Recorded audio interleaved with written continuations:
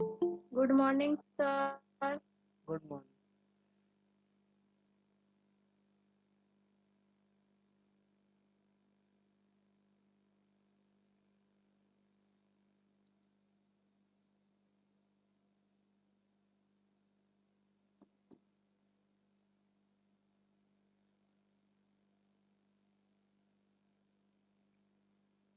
हम लोगों ने प्रॉमिस पढ़ लिया था, असिंक अवेट को पढ़ लिया था, लेकिन कुछ कॉन्सेप्ट्स थे जो कि अभी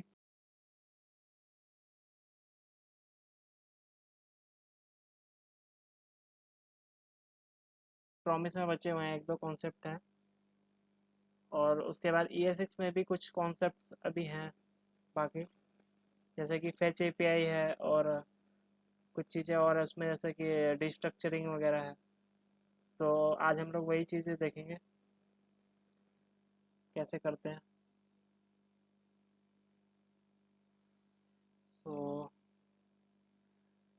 स्क्रीन सबको दिख रही है? स्क्रीन शेयर हुई है? एक बार कंफर्म करिए। Yes, sir. ओके।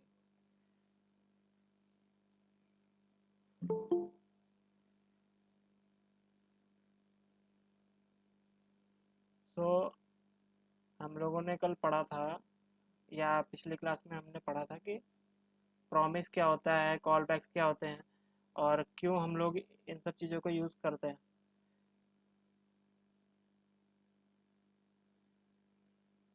और उसमें हम लोगों ने यही समझा था कि कॉल बैक्स जो होते हैं उनको रिजॉल्व करने के लिए हम लोग यूज़ करते हैं, कॉल बैक को रिजॉल्व करने के लिए हम लोग प्रॉमिस का यूज़ करते हैं, और प्रॉमिस को रिजॉल्व करने के लिए, उसको शॉर्टली यूज़ करने के लिए हम लोग यूज़ करते हैं असिंक अवेट का। और ये पीडीएफ मैंने आपको, ये जो डॉक फाइल है मैंने आपको शेयर भी किया था, तो आई होप आप लोग इसको पढ़े होंगे। तो आज हम लोग आगे बढ़ते हैं और प्रॉमिस में एक दो कॉन्सेप्ट और हैं, उनके बारे में समझ लेते हैं कि वो कॉन्सेप्ट क्या हैं। तो इसी में आगे बढ़ते हैं।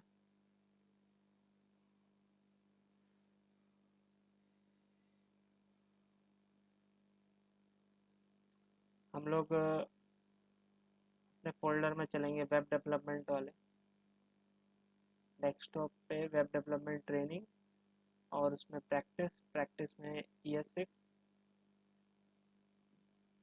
यहाँ पर एक नया फोल्डर बनाएंगे प्रॉमिस करके,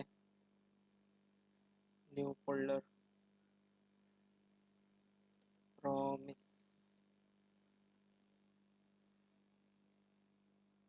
और इसको हम लोग खोल लेंगे CMD, फिर कोड डॉट करके VS कोड में। और हम लोगों ने प्रीवियस क्लास में जो एग्जांपल देखा था, पहले मैं उसको एक बार आपको समझा देता हूँ, ताकि आपको आगे का जो समझना है वो इजीली समझ में आए। तो मैं इस एग्जांपल को यहाँ से कॉपी पेस्ट कर रहा था।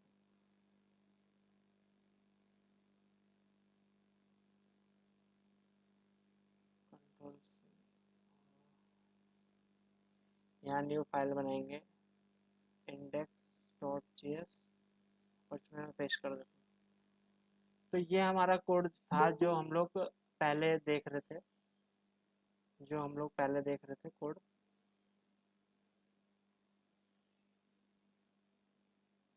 इसमें क्या था कि हम लोगों को असिंक्रोनस कॉल कर रहे थे, और हमें उसमें प्रॉब्लम क्या रिजॉल्व करना था कि हम जो फंक्शंस चला रहे थे उनको हमें इस सीक्वेंस में चलाना था, कि पहले आपका रजिस्टर फंक्शन चले, फिर सेंड वेलकम ईमेल चले, फिर लॉगिन चले, फिर गेट यूज़र डेटा चले, और आपका लास्ट में जो है डिस्प्ले यूज़र डेटा चले। तो हम लोगों ने इसके लिए पहले तो कॉल बैक का यूज़ किया। जब कॉल बैक में क्या हो रहा था, कॉल बैक हेल का प्रॉब्लम आ रहा था, वहाँ पे बहुत ज़्यादा नेस्टेड फंक्शंस बन जा रहे थे। तो हम लोगों ने फिर प्रॉमिस का सहारा लिया, और प्रॉमिस से क्या किया, हर फंक्शन में एक हमने रिटर्न किया प्रॉमिस।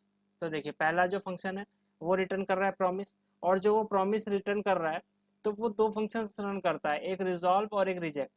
तो रिजॉल्व क्या होता है, वो देन को कॉल करता है, और रिजेक्ट जो होता है वो कैच फंक्शन को कॉल करता है। तो रिजॉल्व जब हम कर रहे हैं तो पहले ही इस कोड को रन करा दे रहे हैं। पहले जो ये रजिस्टर फंक्शन के अंदर जो कोड है जो कि रजिस्टर्ड को प्रिंट कर रहा है, उसको रन कराने के बाद फिर हम रिजॉल्व कर रहे हैं। तो जो देन फंक्शन कॉल हो रहा है वो आपका कंसोल लॉग होने के बाद कॉल हो रहा है, और जिससे कि ये और इस जो रिजॉल्व हो रहा है, और इस देन में हमने देखिए यहाँ नीचे दूसरा फंक्शन कॉल कर दिया सेंड ईमेल वाला, यहाँ पर देखिए सेंड ईमेल, और ऐसे ही हम लोग नेस्टेड करते जा रहे हैं। तो इससे क्या होता है कि एक सीक्वेंस बन जाता है आपका, पहले रजिस्टर चलेगा, फिर सेंड ईमेल, फिर लॉग इन, फिर गेट यूज़र डेटा और डिस्प्ले यूज़र डेटा। तो यहाँ तक सभी को क्लियर है, इसमें तो कोई इशू नहीं है। एक बार कंफर्म करिए आप लोग कि यहाँ तक आपको कोई प्रॉब्लम नहीं है, क्लियर है, चलिए ठीक। तो हम लोग फिर आगे बढ़ते हैं, और आगे इसमें क्या होता है कि दो फंक्शंस और होते हैं प्रॉमिस में। तो प्रॉमिस क्या करता है, आपका प्रॉमिस को यहाँ पे हम लोग रिटर्न कर रहे हैं, लेकिन मान लीजिए हमारे पास कई सारे प्रोमिसेस हैं और वो इंडिपेंडेंट है। यहाँ पर क्या है, ये डिपेंडेंट है, ये प्रोमिसेस क्या है, एक दूसरे के ऊपर डिपेंडेंट है। मतलब कि आपका देखिए यहाँ रजिस्टर के बाद हम लोग सेंड ईमेल को कॉल कर रहे हैं, वो फिर दूसरा प्रॉमिस, तो ये एक दूसरे से डिपेंडेंट है। लेकिन अगर मान लीजिए हमारे पास कोई रिलेटेड प्रॉमिस नहीं है, अनरिलेटेड है, मतलब कि डिपेंड नहीं है एक दूसरे पे, और ऐसे बहुत सारे प्रॉमिस हो सकते हैं। मान लीजिए आपका रजिस्टर फंक्शन जो है वो एक प्रॉमिस रिटर्न कर रहा है, वैसे सेंड ईमेल कर रहा है, अभी तो ये रिलेशन में नहीं है, जब इसको हम लोग कंज्यूम कर रहे हैं तब हम इसमें रिलेशन बता रहे हैं। लेकिन अगर हमें ये चाहिए कि हमें ये रिलेशन नहीं बताना, खाली वो रिटर्न ही करे, कोई भी रिजॉल्व करे, रिजेक्ट करे, जो भी करे वो इंडिपेंडेंट हो। अब उसमें क्या होता है, दो फंक्शन होते हैं, प्रॉमिस के पास दो फंक्शंस होते हैं। मैं यहाँ पे आपको बता देता हूँ, इसको मैं यहाँ से हटा देता हूँ। इंपॉर्टेंट दो ही होते हैं, और भी होते हैं, आप लोग पढ़ लीजिएगा, मैं अभी आपको बताता हूँ। Promise has mainly two functions, और भी होते हैं लेकिन जो इंपॉर्टेंट है, अब इसमें एक फंक्शन है कि ऑल, ऑल एक फंक्शन है, promise dot all, promise dot all एक फंक्शन है, और एक है promise dot, promise dot all settled. यहाँ पर देखिए आपको दिख रहा होगा प्रॉमिस डॉट ऑल सेटल्ड। तो ये दो तरीके का फंक्शंस होते हैं। ये फंक्शंस को मैं कमेंट कर देता हूँ। ये फंक्शंस क्या करते हैं, इसको थोड़ा समझिएगा। ये एरे लेते हैं, एज अ आर्गुमेंट में एरे लेते हैं। यहाँ पर देखिए, यहाँ पर क्या है, ये जो ये ब्रैकेट दिख रहा है ना आपको, इसमें ये एरे लेते हैं। अब एरे में क्या लेंगे, एरे में ये जितने भी आपने प्रॉमिस बनाए हैं, मान लीजिए आपने ये पहला प्रॉमिस ये रजिस्टर के अंदर बनाया, दूसरा ईमेल के अंदर, तो ये सारे एक एक नया नया प्रॉमिस रिटर्न कर रहे हैं। तो यहाँ पर मुझे एक एरे पास करना पड़ेगा इसके अंदर, ऑल के अंदर, और उस एरे में हम लोग क्या रखेंगे, ये सारे प्रॉमिस को दे देंगे। जैसे रजिस्टर को दे दिया, सेंड ईमेल को यहाँ पर हम दे देंगे। देखिए यहाँ पर रजिस्टर, रजिस्टर को कॉल कर दिया, फिर सेंड ईमेल को, ऐसे सारे प्रॉमिस हम लोग कॉल कर देंगे। और यहाँ इसके बाद लॉगिन है, तो ऐसे करके जितने भी प्रॉमिस हैं जो कि प्रॉमिस रिटर्न कर रहे हैं उनको हम यहाँ पे इसके अंदर डाल देंगे। अब ये करता क्या है, ये जो काम ये करता क्या है, तो ये क्या करता है कि ये भी एक प्रॉमिस रिटर्न करता है। मतलब आपका जो रजिस्टर फंक्शन था वो एक प्रॉमिस रिटर्न कर रहा था, सेंड ईमेल और लॉगिन तीनों प्रॉमिस रिटर्न कर रहे थे। अब वो जो प्रॉमिस रिटर्न कर रहे थे, हमने तीनों को क्या किया, प्रॉमिस डॉट ऑल के अंदर डाल दिया। अब ये जो प्रॉमिस डॉट ऑल है ये भी एक प्रॉमिस रिटर्न करता है। तो ये क्यों क्यों हम लोग यूज़ करते हैं, तो हम लोग ये इसलिए यूज़ करते हैं ताकि जो इंडिपेंडेंट प्रोमिसेस हैं, जैसे आपका रजिस्टर प्रॉमिस है, सेंड ईमेल और लॉगिन है, तीनों के आउटपुट जा रहा है। मान लीजिए अब इसमें से सारे रिजॉल्व हो जाते हैं, अगर अगर रजिस्टर भी रिजॉल्व हो गया, सेंड ईमेल भी, लॉगिन भी रिजॉल्व हो गया, तो ये प्रॉमिस डॉट ऑल क्या करेगा, ये आउटपुट में आपको एक प्रॉमिस रिटर्न करेगा और उसमें क्या कर देगा, रिजॉल्व कर देगा। लेकिन अगर इन तीनों में से कोई भी एक, है ना, कोई भी एक अगर रिजेक्ट हो जाता है तो सारे को रिजेक्ट करके ये जो प्रॉमिस रिटर्न करेगा उसमें कैच को कॉल कर देगा, देन को नहीं कॉल करेगा। तो बस ये डिफरेंस है। अब ये तो ऑल में हो गया। अब ऑल सेटल्ड में क्या होता है, ये जो प्रॉमिस डॉट ऑल होता है ये पहला प्रॉमिस रिटर्न कर देता है, मतलब कि, और ये ऑल सेटल मतलब ये सबको सेटल होने देता है। इसके अंदर भी यही एरे जाएगा, लेकिन ये क्या करता है, ये सारा चलने के बाद आउटपुट देता है। बस ये डिफरेंस है। तो हम लोग क्या करते हैं, इसको थोड़ा समझते हैं। तो सब लोग, आप लोग चैट जीपीटी वगैरह यूज़ करते ही होंगे, और मैं तो आपको रिकमेंड करता हूँ कि आप लोग को पायलट यूज़ करिए। तो यहाँ पर मुझे बगल में को पायलट मिल जा रहा है, मैं इसमें सर्च कर लेता हूँ। मुझे क्या सर्च करना है कि डिफरेंस बिटवीन, बिटवीन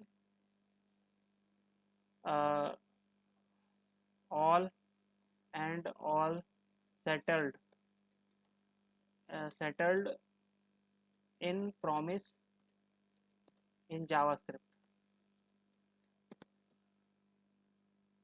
तो मैंने क्या किया कि जो ऑल मेथड है और जो ऑल सेटल्ड मेथड है प्रॉमिस में, उसके बीच में डिफरेंस क्या होता है वो मुझे चाहिए।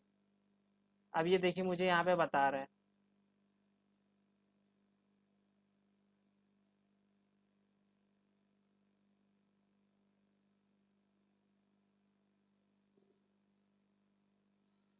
इसने मुझे कुछ एग्जांपल भी दिया है यहाँ पे, तो हम लोग एग्जांपल भी देखेंगे। पहले हम लोग इसको करके देखते हैं। यहाँ पर पहले पढ़ते हैं इन्होंने क्या मुझे भेजा है। तो नीचे आते हैं। तो अब ये बोल रहा है let's explore the difference between promise dot all and promise dot all settled in JavaScript. तो इसमें पहला जो दिया है इसने promise डॉट ऑल, तो ये क्या करता है, बिहेवियर इसका क्या है, resolve only when all promises pass to it. मतलब कि जो जो हमने प्रॉमिस पास किए हैं अगर वो सारे रिजॉल्व हो गए तो ये रिजॉल्व प्रॉमिस रिटर्न करेगा। Rejects immediately if any of the input promises reject. अगर उसमें से एक भी प्रॉमिस जो मैंने एरे में पास किया अगर उसमें से एक भी प्रॉमिस रिजेक्ट होता है तो ये रिजेक्ट फंक्शन कॉल करेगा और उससे कैच कॉल हो जाएगा। और fails fast if any promise fails the entire promise dot all function operation fails. तो यही वही बता रहा है कि ये फेल्स बहुत जल्दी हो जाता है, क्योंकि इसमें क्या होता है कि अगर एक भी आपका प्रॉमिस रिजेक्ट हुआ तो सारे को रिजेक्ट कर देगा। अब इसमें resolves to an array containing the resolved values of each promise। For example promise dot resolve one, या यहाँ पे देखिए हम लोग एरे पास कर रहे हैं, तो promise dot resolve one resolve two will turn into 1, 2। तो जो भी रिजॉल्व में आएगा वो ये रिटर्न करेगा। अब यूज केस क्या है, when you need all promises to succeed before performing a subsequent action. तो मान लीजिए हमें ऐसा कोई काम करना है कि जब सारे प्रॉमिस ही सक्सेस हो जाए तभी हमें कोई दूसरा काम करना है, तो हम उसमें इसका यूज कर सकते हैं। और अगर कोई भी एक फेल हो जाए तो हम कोई भी काम ना करें, तो ये कंडीशन हम लगा सकते हैं। अब दूसरा क्या है, प्रॉमिस डॉट ऑल सेटल्ड। तो इसका बिहेवियर क्या है, waits for all input promises to settle. अब सेटल का मतलब ये नहीं होता सक्सेस होना रिजॉल्व होना, उसका मतलब ये होता है कि सारे प्रोमिस एक बार रन हो जाए, मतलब उनमें रिजॉल्व हो या रिजेक्ट हो कोई भी हो लेकिन आउटपुट आ जाए, पेंडिंग स्टेट में ना रहे। तो wait for all input promises to settle either resolve और रिजेक्ट बिफोर रिटर्निंग। तो नेवर रिजेक्ट्स ऑलवेज रिजॉल्व। तो मतलब इसमें आपका क्या आता है कि ये उससे थोड़ा सा अलग है। इसमें क्या होता है कि ये रिजेक्ट नहीं होता, ये सारा जो रिजॉल्व होते हैं ना उनको आउटपुट में देता है। मतलब जो रिजेक्ट हो जाएगा उसको नहीं शो करेगा, खाली जो जो फुलफिल हो जाएगा उनको शो करेगा। Resolve to an array of object, तो एरे ऑफ ऑब्जेक्ट जो रिटर्न करेगा उसमें जो रिजॉल्व वैल्यूज हैं वही देगा। अब इसमें दो चीजें रिटर्न करता है ये, हर एरे में दो ऑब्जेक्ट ऑब्जेक्ट एक रिटर्न करता है, उसके अंदर एक वैल्यू होती है स्टेटस। स्टेटस में बताता है कि फुलफिल्ड है या रिजेक्टेड है। मतलब जैसे आपका पहला जो प्रॉमिस आपने दिया था वो फुलफिल्ड हुआ कि रिजेक्टेड हुआ, और उसकी वैल्यू और उसका रीजन कि क्यों वो रिजेक्ट हुआ या क्यों वो फुलफिल्ड हुआ। यहाँ पर देखिए ये आउटपुट ये रिजल्ट रिटर्न करता है। अब इसका यूज क्या है, when you want to handle both fulfilled and rejected promise uniformly, when you don't need to wait for all promises to complete। और यहाँ पर इसका एग्जांपल दिया हुआ है, promise dot resolve one promise dot resolve two. तो ये क्या क्या रिटर्न कर रहा है, अगर यहाँ पर promise डॉट रिजॉल्व टू, ये promise ऑल मैंने दिया है, तो अगर ये दोनों रिजॉल्व हो गए तो ये वाला फंक्शन चलाइए, मतलब फिर ये प्रॉमिस चलाइए, फिर ये भी प्रॉमिस रिटर्न करेगा। वैसे ही मैंने ऑल सेटल्ड में किया promise dot resolve one promise dot resolve two, और फिर ये चलाइए। तो ये क्या करेगा, ये आउटपुट दूसरा रिटर्न करता है, ये स्टेटस रिटर्न करता है। हम लोग इसको देखते हैं अभी कोड में। पहले मैं इसको आपको जो मैंने फाइल दिया था उसमें मैं डाल के दे देता हूँ, ये दोनों आप लोग पढ़ लीजिएगा। एक बार इसको आप लोग करेंगे ना तो समझ आएगा। कंट्रोल सी कर लिया और इसको मैं यहाँ पर कर देता हूँ, इसी पीडीएफ में नीचे लिख देता हूँ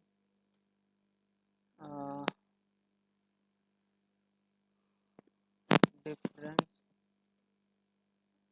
between promise dot all and promise dot all settled.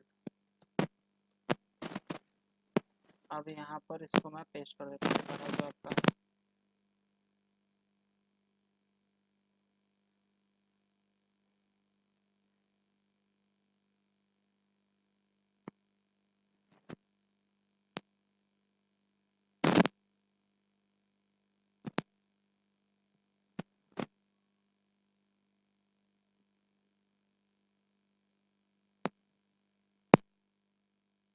यहाँ पर आपका आ जाएगा, नोट पैड में डालना पड़ेगा पहले।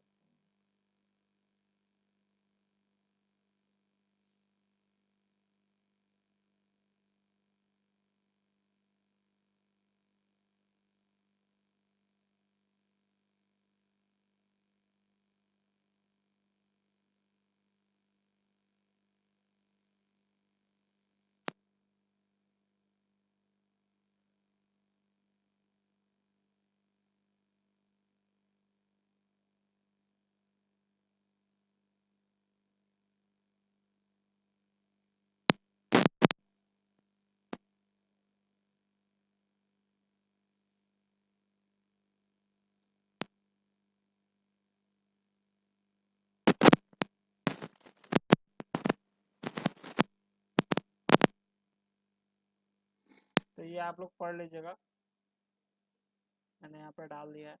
अब इसका हम लोग एग्जाम्पल देख लेते हैं एक बार। तो हम लोग कोड में चलते हैं और अभी इसको कमेंट करते हैं। इस वाले कोड को हटा, ये वहाँ पे कोड पढ़ा था उसको देखते हैं पहले। तो यहाँ पर ये कोड में क्या बोल रहा है, इतना कोड मैं कॉपी करता हूँ promise डॉट ऑल का, कंट्रोल सी कंट्रोल वी। तो यूजिंग promise डॉट ऑल, अब इसको हम लोग ऑल्ट टी करके टर्मिनल खोल लेते हैं।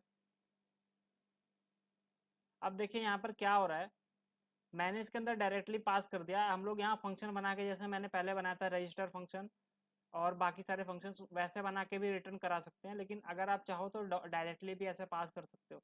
और ये यहाँ पे रिजॉल्व ही कर रहा है, और अभी हम लोग उसको भी देखेंगे। तो अभी ये आउटपुट क्या रिटर्न करेगा वो हम लोग देख लेते हैं। सॉरी, थोड़ा सा, इसका नाम है इंडेक्स डॉट जी एस। तो सेव करते हैं इसको और यहाँ पर चल के करते हैं node index dot G S. अब यहाँ पर देखिए इन्होंने जो आउटपुट लिखा हुआ है वही आउटपुट रिटर्न हुआ है। तो इसमें क्या हुआ है, जो पहला वाला प्रॉमिस था वो रिजॉल्व हुआ, तो उसका आउटपुट आ गया, दूसरे का आ गया। अगर मैं यहाँ पे एक भी रिजेक्ट कर देता हूँ, मान लीजिए मैं यहाँ पे दूसरा जो वाला जो है इसको मैं रिजेक्ट कर देता हूँ, यहाँ पे रिजॉल्व जो है रिजेक्ट, तो ये पूरा रिजेक्ट ही हो जाएगा। सेव, और देन के बाद मैंने कंसोल डॉट लॉग लगाया है इसमें, यहाँ पर क्या लगाया है रिजॉल्व, और दूसरे में मैं लगा लेता हूँ डॉट, देन के बाद डॉट कैच भी होता है ना इसमें, जब वो एरर आता है तब चलता है कैच। तो यहाँ पर एक कॉल बैक आएगा जिसमें एरर होगा, तो मैं इसको भी रन करा देता हूँ और यहाँ पर लिख देता हूँ console dot log error. Save करते हैं, हम यहाँ पे चलते हैं, इसको रन कराते हैं। तो देखिए यहाँ पे रिजेक्ट हो गया है, और यहाँ पर कुछ एरर आ रहा है क्या, सेव करते हैं।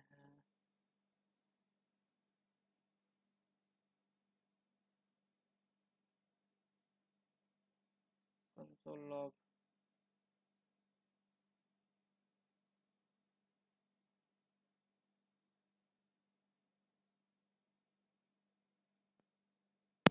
हेलो, यहाँ पे एक्स्ट्रा लग गया क्या, सेव करते हैं ये रहे। तो यहाँ पर देखिए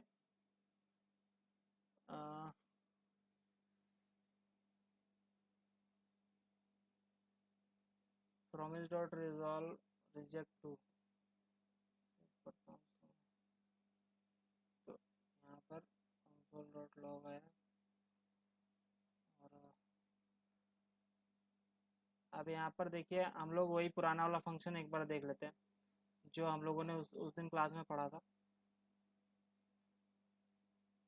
तो हम लोग चलेंगे और यही फंक्शन जो सारे हैं इसको बना के देखते हैं। बस मैं यहाँ पे अपना फंक्शन ही कॉल करूँगा, register, send email, login, 3 function को कॉल करते हैं। कंट्रोल सी किया मैंने और इसको मैं कोड में चल के पेस्ट कर दूंगा। यहाँ पर मैं इसको हटा देता हूँ, तो यहाँ पे कंट्रोल भी कर दिया। तो मैंने 3 फंक्शंस यहाँ पे बनाए, ये तीनों एक एक प्रॉमिस रिटर्न कर रहे हैं। हम लोग अब देख रहे हैं अपने एग्जांपल से, कस्टमाइज एग्जांपल से।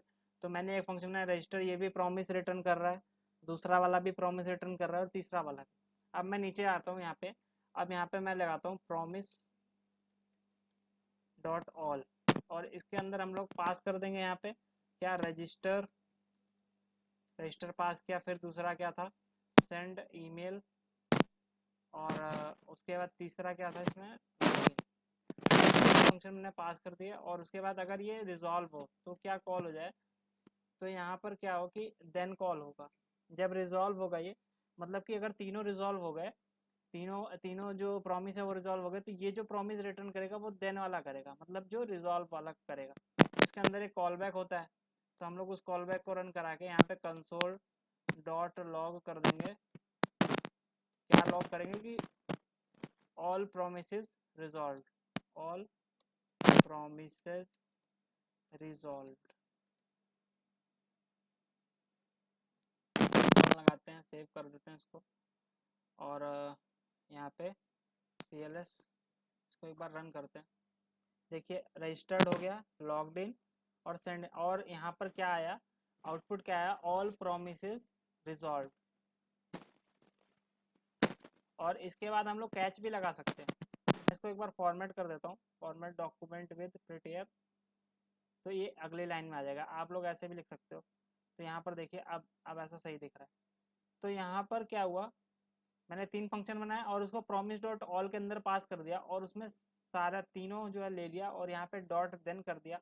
और उसके बाद आप कैच भी लगा सकते हो, डॉट कैच, लेकिन वो चलेगा नहीं क्योंकि इस पर कोई एरर नहीं आ रहा है। यहाँ पे आप कंसोल डॉट लॉग एरर भी कर सकते हो, लेकिन वहाँ वो चलेगा नहीं क्योंकि अभी कोई रिजेक्ट नहीं हुआ है। फिर रन कर लीजिए, फिर वही आउटपुट आएगा, यहाँ पे ऑल प्रोमिसेस रिजॉल्व। लेकिन अगर मैं इसकी जगह यहाँ पे ऑल सेटल्ड कर दूँ तो क्या आउटपुट आता है, देखिए रजिस्टर्ड, लॉग्ड इन, और ये ऑल प्रोमिसेस रिजॉल्व यहाँ पर भी आया। लेकिन यहाँ पर एक ऑब्जेक्ट आता है इसके अंदर, यहाँ पर एक एक एक ऑब्जेक्ट आता है इसके अंदर, जिसको हम लोग बोलते हैं, मान लीजिए मैंने बोला मैसेज करके कुछ ऑब्जेक्ट आया, और अगर मैं उसको प्रिंट कराता हूँ तो उसमें क्या आता है, देखिए कंसोल डॉट लॉग, और यहाँ मैसेज को प्रिंट करा लेते हैं।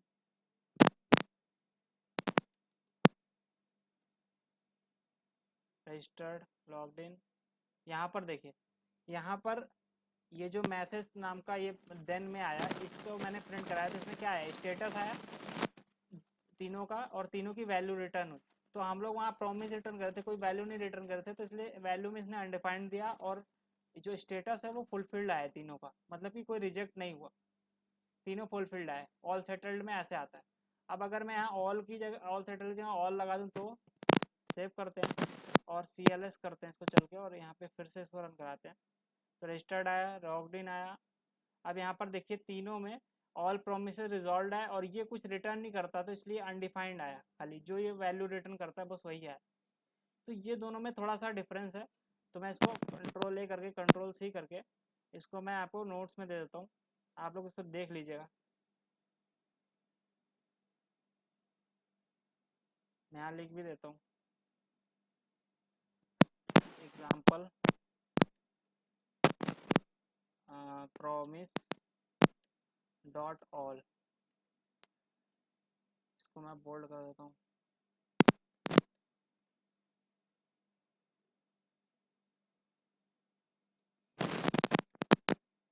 यहाँ पे पेस्ट कर दिया।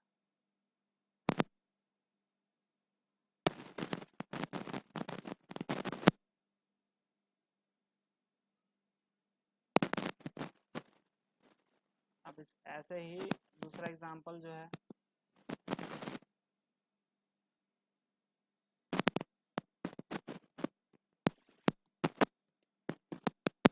डॉट ऑल सेटल्ड,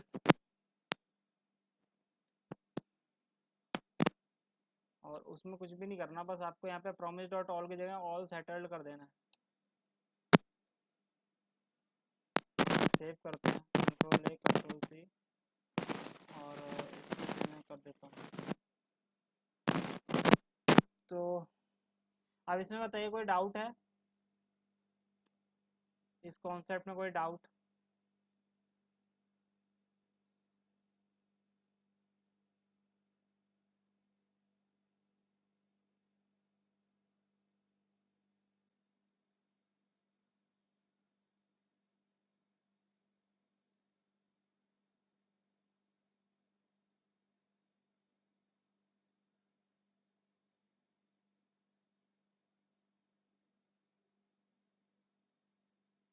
यहाँ पर मैंने एक फंक्शन बनाया रजिस्टर, जो पिछले क्लास में भी बनाया था। उसने एक प्रॉमिस रिटर्न किया, न्यू प्रॉमिस, रिजॉल्व और रिजेक्ट। मैंने वही कॉल, वही सारा फंक्शन वही है, कुछ मैंने एक्स्ट्रा नहीं किया है। बस नीचे जाके मैंने क्या कर दिया है, प्रॉमिस डॉट ऑल या ऑल सेटल्ड, और इसमें एरे में वो सारे मेथड्स को पास कर दिया है। अब ये सारे मेथड जब मैंने पास कर दिए, तो अगर सारे मेथड्स ट्रू होंगे, अगर यहाँ मैं ऑल को कॉल करता हूँ, यहाँ पे ऑल को खाली कॉल करता हूँ, तो क्या करता है ये, सारे मेथड अगर रिजॉल्व होंगे तो ये देन में चला जाएगा, नहीं तो ये कैच में चला जाएगा। बस इतना आपको समझना है।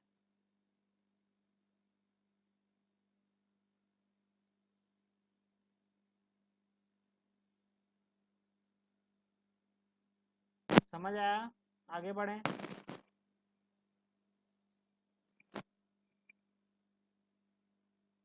या कुछ बताना है इसमें तो पूछिए।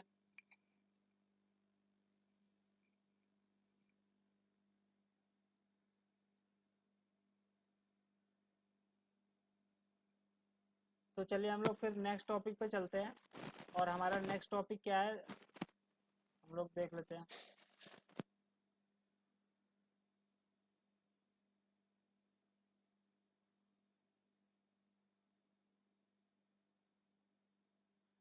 तो लेट और कॉन्स्ट के बारे में आप लोग पढ़ चुके होंगे, पहले मैंने आपको पढ़ाया था। तो ये जो लेट और कॉन्स्ट जो कीवर्ड आए थे, ये आपके ES6 में ही आए थे। मतलब पहले जब ES6 नहीं आया था, आपका ECMAScript 6 नहीं आया था, उससे पहले क्या यूज़ हो रहा था, उससे पहले आपका वैर कीवर्ड यूज़ हो रहा था। वैर कीवर्ड का यूज़ करके हम लोग प्रोग्राम्स बनाते थे। जब वेरिएबल हम लोग को बनाना होता था, तो हम लोग वैर कीवर्ड का यूज़ करके बनाते थे। लेकिन जब से ES6 आया, तो यहाँ पर देखिए लिखा भी हुआ है, in the ES6 version there are two keywords introduced named as let and const for declaring a variable. तो जो लेट और कॉन्स्ट वेरिएबल है, ये आप लोग यूज़ करते होंगे अभी। लेकिन ये जो वेरिएबल्स आपसे कोई पूछे, अगर इंटरव्यू में पूछ सकते हैं कि ये वेरिएबल कब आए थे, तो ये ES6 ECMAScript 6 2015 वर्जन में आए थे। और ये क्या प्रॉब्लम थी, क्यों ये सब लाया गया, तो इसके बारे में पढ़ लेते हैं एक बार।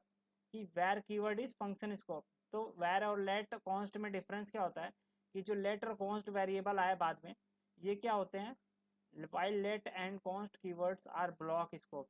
तो ब्लॉक स्कोप होते हैं ये। और जो वैर कीवर्ड था वो आपका फंक्शन स्कोप था। तो फंक्शन स्कोप मतलब कि मान लीजिए आपने कोई फंक्शन बनाया, और वैर, उसके अंदर वैर करके कोई वेरिएबल बनाया, तो जो वेरिएबल है वो तब तक रहेगा जब तक वो फंक्शन के अंदर है। जैसे ही आप उस वेरिएबल को फंक्शन के बाहर यूज़ करने जाओगे, तो वेरिएबल काम नहीं करेगा। वैसे ही जो वाइल जो लेट और कॉन्स्ट है, ये आपका ब्लॉक स्कोप होता है। तो ये करली ब्रैकेट जहाँ पे भी होगा उसके अंदर रहेगा, इसके फंक्शन से कोई मतलब नहीं है। फंक्शन में भी करली ब्रैकेट होता है, तो करली ब्रैकेट से इससे मतलब है। अब वो करली ब्रैकेट इफ एल्स का हो या फंक्शन का हो, या वैसे ही आपने लगाया हो, तो ब्लॉक स्कोप मतलब ब्लॉक के अंदर। अब ब्लॉक आपका कैसे बनता है, करली ब्रैकेट से। मान लीजिए ये करली ब्रैकेट आपने लगा रखा है, तो इसके अंदर आपने कोई लेट करके अगर बनाया, तो वो इसी के अंदर रहेगा। इसके बाहर जब आप उसको यूज़ करने जाओगे तो वो नहीं दिखेगा आप। इसको एक बार एग्जांपल करके देख लेते हैं। मैं इसको हटा देता हूँ, और यहाँ पर हम लोग क्या अभी पढ़ रहे हैं, तो let and const const variable, तो इसके बारे में पढ़ रहे हैं। ये ES6 वर्जन में आए थे। तो पहले हम लोग वैर को देखते हैं। वैर को ये बोल रहा है कि फंक्शन स्कोप है। तो मान लीजिए मैंने एक फंक्शन बना दिया यहाँ पे, फंक्शन प्रिंट, और उसके अंदर ये आर्गुमेंट नहीं ले रहा कुछ भी, और इसके अंदर मैं एक वैर करके एक नेम करके बना देता हूँ। मैं अपना नाम लिख देता हूँ। तो मैंने एक वैर करके वेरिएबल बना दिया नेम। अब ये वेरिएबल क्या बोल रहा था, ये फंक्शन स्कोप्ड होता है। जो वैर नाम से वेरिएबल हम लोग बनाते हैं, वो फंक्शन स्कोप मतलब ये फंक्शन के अंदर ही रहेगा, उससे बाहर हम यूज़ नहीं कर सकते इसको। अब मैं क्या करता हूँ कि देखिए, अब मैं इसके बाहर आता हूँ, यहाँ पे कंसोल डॉट लॉग लगाता हूँ, और ये नेम जो है मैं यहाँ पे देता हूँ। अब अगर ये फंक्शन स्कोप नहीं होगा तो प्रिंट होगा। अब मैं ऑल्ट टी करता हूँ, और न्यू टर्मिनल में जाके मैं यहाँ पे रन करके देखता हूँ, नोड इंडेक्स डॉट जेएस। तो यहाँ पर देखिए एक एरर आने लगा। अब ये एरर क्या बोल रहा है, इसको पढ़ लेते हैं थोड़ा। Name is not defined. तो जो कंसोल लॉग मैंने किया नेम, तो ये कह रहा है नेम इज़ नॉट डिफाइंड, मतलब नेम इसको नहीं मिल रहा है। तो नेम इसलिए नहीं मिल रहा है क्योंकि जो वैर करके हम लोग नेम बनाते हैं, ये क्या होता है, फंक्शन स्कोप होता है, मतलब अगर आप फंक्शन के अंदर लिख रहे हो तो उसी के अंदर रहेगा। अब अगर मैं ये कंसोल लॉग को क्या करूँ, कंट्रोल एक्स कर दूँ और इसके नीचे जाके यहाँ पे प्रिंट कर दूँ और फिर मैं इस फंक्शन को कॉल कर लूँ प्रिंट, तो अब ये सही काम करेगा बिल्कुल, क्योंकि ये फंक्शन के अंदर मैंने यूज़ किया हुआ है। एक बार रन करा के देख लेते हैं। तो यहाँ पर देखिए मेरा नाम प्रिंट हो गया। तो ये जो प्रिंट फंक्शन के अंदर मैंने कॉल किया, तो ये इसका जो स्कोप है ये यहीं तक रह गया।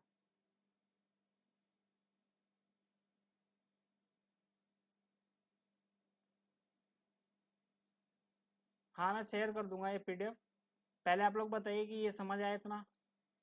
तो यहाँ पर क्या है कि जो फंक्शन प्रिंट के अंदर मैंने, अब ये क्या है, अब ये भी एक ब्लॉक तो है ना, तो अगर मैं यहाँ लेट भी लगाऊं तो लेट का भी यहीं तक स्कोप है।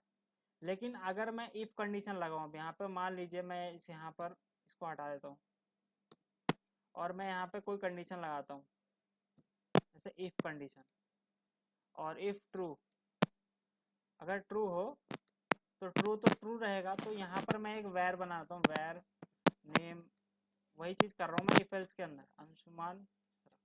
तो मैं अपना नाम लिख दिया और अब मैं बाहर प्रिंट, अब इसकी ज़रूरत है नहीं। अब यहाँ पर मैं अगर प्रिंट करता हूँ कंसोल डॉट लॉग नेम, तो अब उसका जो वैर है, वैर कीवर्ड का स्कोप कितना होता है, फंक्शन स्कोप। तो ये फंक्शन तो है नहीं, ये तो इफ स्टेटमेंट है, तो ये नेम यहाँ पे चलना चाहिए। तो हम लोग एक बार देखते हैं रन करा के इसको। तो यहाँ पर देखिए नेम प्रिंट हो रहा है, मतलब कि ये जो नेम है ये आपका इस ब्लॉक के बाहर भी अवेलेबल है। लेकिन जो लेटर कॉन्स्ट होते हैं उनका जो स्कोप होता है ब्लॉक स्कोप होता है, मतलब कर्ली ब्रैकेट के अंदर ही रहेंगे। तो ये अगर मैं यहाँ लेट कर दूँ तो बाहर एक्सेसिबल नहीं होंगे। सेव करते हैं और यहाँ पे फिर इसको रन करते हैं। तो देखिए अब एरर आ गया। तो ये आपको डिफरेंस पता होना चाहिए। अब मैं यहाँ पे कॉन्स्ट भी कर दूँ, कॉन्स्ट भी ब्लॉक स्कोप होता है, तो कॉन्स्ट भी नहीं चलेगा। सेव करते हैं, तो क्लियर करते हैं पहले, उसके बाद देखते हैं। तो देखिए यहाँ पर भी वही एरर आ रहा है कि नेम इज़ नॉट डिफाइंड। तो इसका मतलब क्या है कि जो वैर कीवर्ड होता है आपका, वो क्या होता है, वो फंक्शन स्कोप्ड होता है, और बाकी जो कीवर्ड होते हैं लेटर कॉन्स्ट वो ब्लॉक स्कोप्ड होते हैं। तो आपको ये बात पता चल गई। अब यहाँ पर इन्होंने एक एग्जाम्पल दिया हुआ है, देखिए वैर एज इज इक्वल टू 18। तो एज एक वेरिएबल है जिसको मैंने वैर नाम से बनाया। अब इसको मैंने फंक्शन के अंदर नहीं बनाया है, ग्लोबल बनाया है, तो ये ग्लोबल ही हो गया। अब इसका जो स्कोप है वो पूरे प्रोग्राम के अंदर है। अगर मैं इसको फंक्शन के अंदर बनाता तो ये फंक्शन के अंदर तक इसका स्कोप होता। तो वैर एज इज इक्वल टू 18। अब यहाँ पे मैं इसको कंपेयर कर रहा हूँ, एज इज ग्रेटर देन, अगर 18 हो तो एज जो है 18 है, तो ग्रेटर देन तो नहीं लेकिन बराबर है, तो ये ट्रू हो जाएगा। तो यहाँ पर क्या करना है, var driving is equal to true. तो यहाँ पर ड्राइविंग एक वेरिएबल इन्होंने नया बनाया, उसके अंदर ट्रू डाल दिया। अब ये प्रिंट करा रहा है कंसोल डॉट लॉग ड्राइविंग, लेकिन बाहर इसके। लेकिन हमको पता है कि वेर का जो स्कोप होता है वो फंक्शन स्कोप होता है, तो इसको ब्लॉक से कोई फर्क नहीं पड़ेगा क्योंकि ये फंक्शन नहीं है। तो ये ट्रू रिटर्न करेगा। यहाँ पर जो वैल्यू है इसको मैं कॉपी कर देता हूँ यहाँ से, और मैं अगर यहाँ अपने प्रोग्राम में इसको पेस्ट करके भी देखूँ तो ये आउटपुट क्या देगा, ये ट्रू रिटर्न करेगा। यहाँ पर देखिए, यहाँ पर देखिए ट्रू आउटपुट आया, क्यों, क्योंकि ये फंक्शन स्कोप होता है, ब्लॉक स्कोप नहीं होता। आगे चलते हैं हम लोग।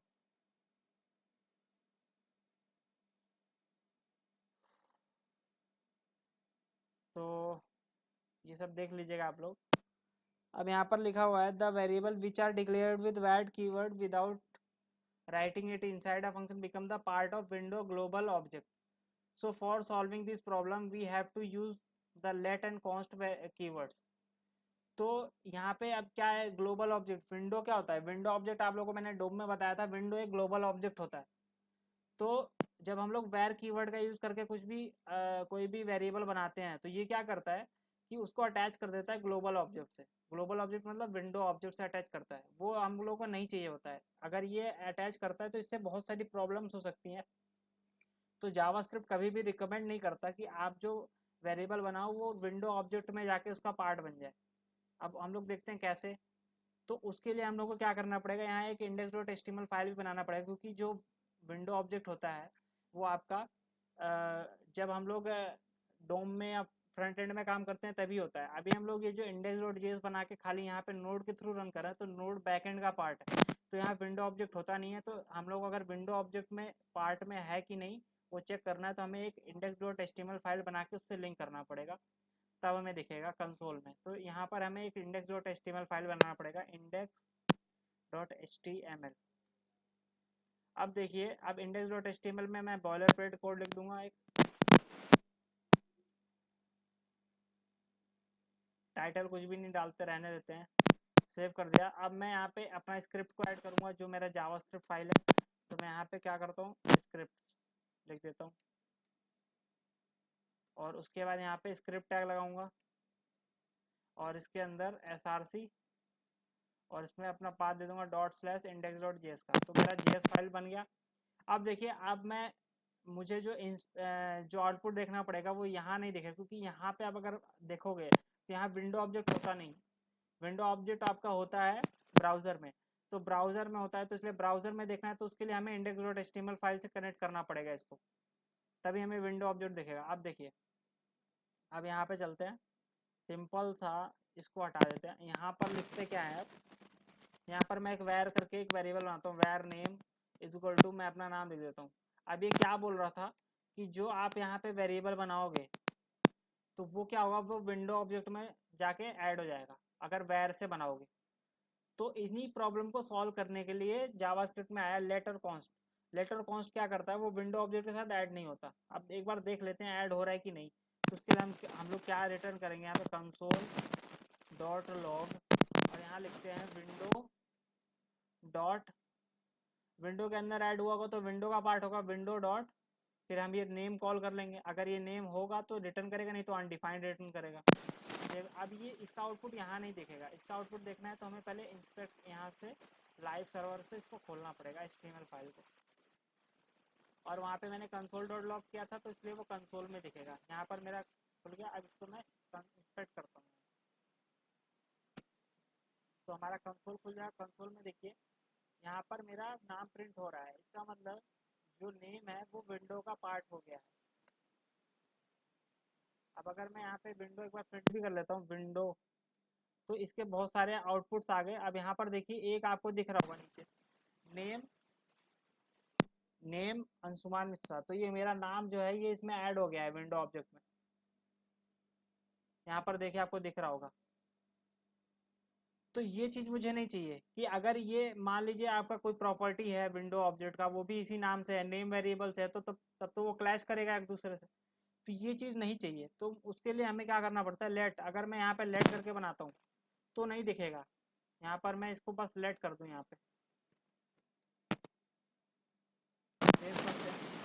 तो अब देखते हैं, रिफ्रेश करते, तो अब यहाँ पे एक बार रिफ्रेश करते हैं।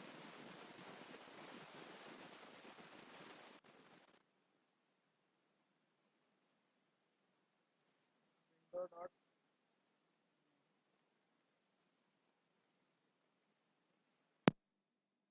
एक बार इसको फिर से करना पड़ेगा रन।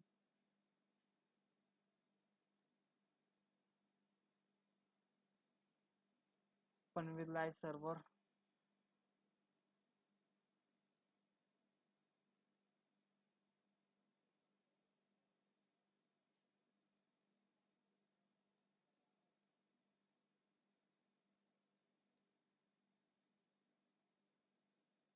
देखिए, यहाँ पे कुछ भी नहीं दिख रहा। क्यों नहीं दिख रहा, क्योंकि मैंने विंडो डॉट नेम किया और विंडो के अंदर कोई भी नेम नाम का प्रॉपर्टी नहीं है। विंडो को मैं फिर से प्रिंट कर, आप देखिए नेम यहाँ कुछ भी नहीं है, यहाँ पे एम्प्टी आ रहा है, क्योंकि नेम नाम का कोई प्रॉपर्टी है ही नहीं। तो ये फायदा होता है आपका। ये सब इजी लग रहा है आप लोग को, एक बार बताइए समझ आ रहा है या नहीं। लेट कॉन्स्ट का जो कॉन्सेप्ट है आपको समझ आ रहा है कि नहीं, मैंने एक बार पहले भी बताया हुआ है आपको। ठीक है, आगे बढ़ते हैं। अब इसमें और भी क्या चीज़ें दी हुई हैं तो पढ़ लेते हैं थोड़ा।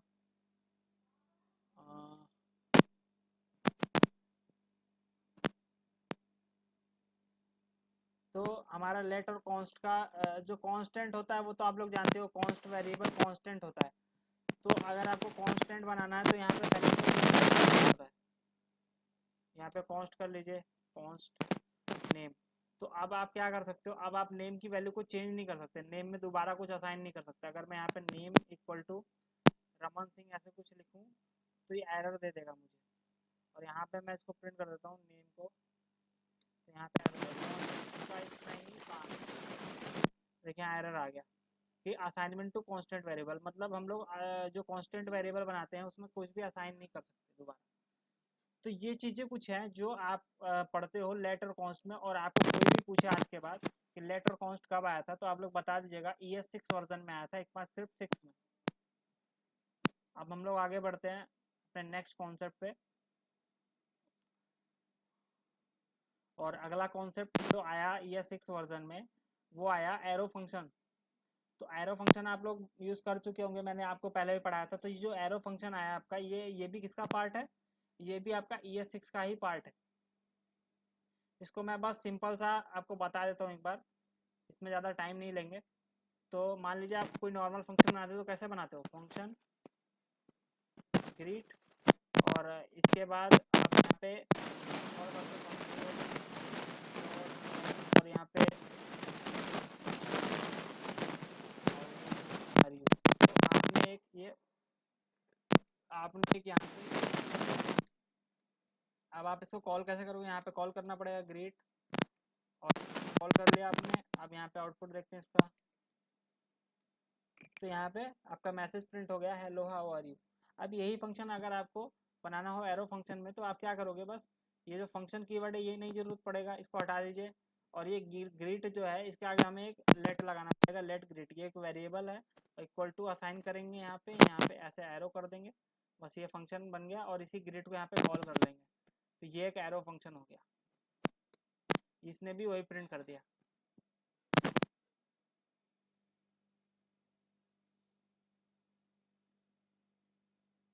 आई थिंक आपको ये समझ आ गया होगा, इसमें कुछ भी नहीं था, एरो फंक्शन।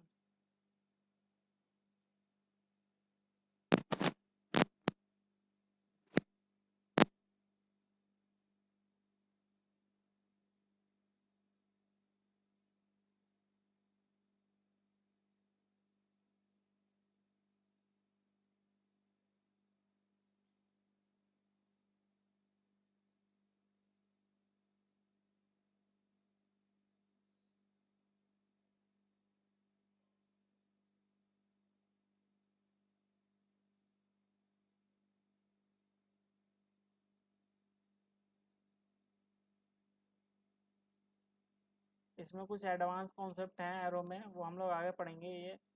ये आप लोग एक बार देख लीजिएगा। ये जो इसमें एक दो एग्जांपल्स मैंने दिए हुए हैं एरो फंक्शन में, ये आप लोग थोड़ा पढ़ लीजिएगा। अगर आपको ना समझ आए तो मैं अगली क्लास में आपको समझा दूंगा, या इसके लिए एक्स्ट्रा क्लास एक ले लूँगा मैं। अब हम लोग आगे बढ़ते हैं अगले कॉन्सेप्ट पे। अगला कॉन्सेप्ट क्या है, क्योंकि मैं इसको टफ नहीं बनाना चाहता, नहीं तो आप लोग कन्फ्यूज हो जाओगे। तो इतना ही पढ़िए अभी एरो फंक्शन के बारे में।